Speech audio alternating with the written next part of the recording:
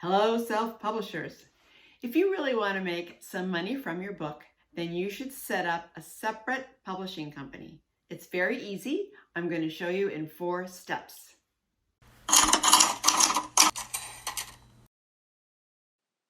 So what is a DBA? Also known as a fictitious business name.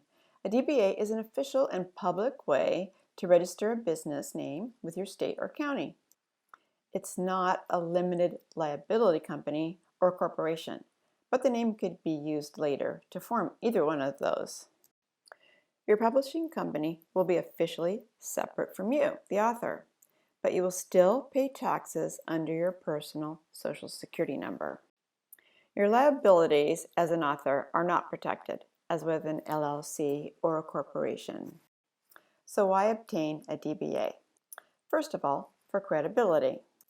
A book that is written and published by the same person doesn't get quite the respect as a book written by one person and published by another entity. Most banks also require a DBA to open a business account. Often, a DBA is required to do business on the internet. A DBA is useful for obtaining a business license in your town and for setting up an account with your state tax and fee administrations for paying sales tax on your books. I wouldn't worry about either of these until you are making about $200 a year. But the main reason is to separate your book revenues from your personal finances. Step 1 is the fun part. Choose a name for your publishing company. You want to choose something that reflects the industry that you're in. Something press, or something books, or something publishing. Oftentimes, people choose a name that reflects the place where they are, like 4th Street Press. But then what happens when you move? Make a list of 2 or 3 options just in case your first choice isn't available. That leads us to step 2.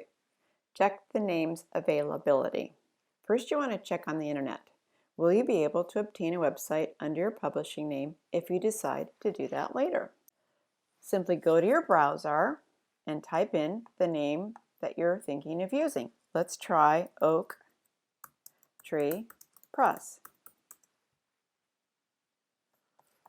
Check through and see if anyone else is using that name for a company. So what you can see here is that there's an Oak Tree Fine Press, an oaktreebooks.com, and there's an Oak Tree Press. So that might not be a good idea because a lot of people are using it already. Let's try Alpha Z Press. All right, there's an alphaz.co.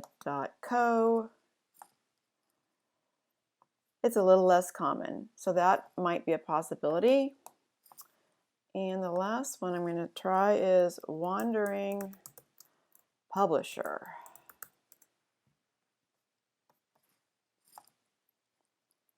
I don't see anyone using anything close to that name. The next thing you're going to do is check the list of fictitious business names on your county's website. And this will be a requirement when you apply for a DBA from the county. For an example, I'll show you where to go for Marin County. First, you search for your county and for a fictitious business name. So we're going to do Marin County. I never can spell it. Fictitious name. See what we get. All right, register a DBA in your state. Now you're going to get a lot of people advertising to you that they're going to do this for you, and you don't need that. So go to your county, which is here, fictitious business name. Forget all those lawyers. All right, and here they have a whole page on how to get a fictitious business name, which is the same as a DBA. So it talks about what it requires and the forms and all that. But what you will first want to do, and they require that you do this, is search for a fictitious business name to see its availability. So you look for the list here, Fictitious Business Name Search Database. There are 3 ways you can look for a fictitious business name. 1, if it already exists, by the 10-digit FBN number. 2, by the name itself, which is what we're going to do. And 3, if you're looking for a particular one, by the owner. But we're just trying to find out if there is such a company. So we'll do 2 here. So we're going to put a name in here, Alpha Z Press. Search. And no fictitious business names were found which match this criterion. That's exactly what we want to know. Now that we know the name is available, we want to stay on that website and find the form to apply for our DBA. Most likely, we're going to find that under Forms.